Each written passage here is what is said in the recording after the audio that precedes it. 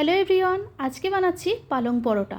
সেজন্য বেশ কিছুটা পরিমাণে পালং শাক নিয়ে খুব ভালোভাবে বেছে ধুয়ে নিলাম।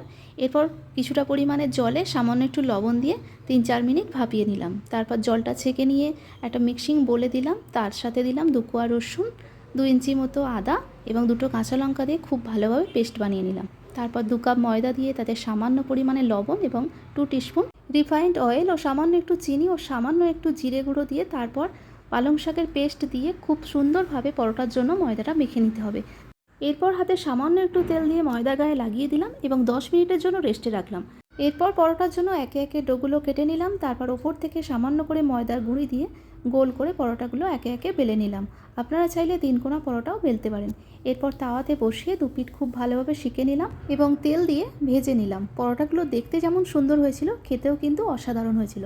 রেসিপিটি ভালো লাগলে অবশ্যই একটা লাইক, শেয়ার এবং সাবস্ক্রাইব দিয়ে সাথে থাকবেন।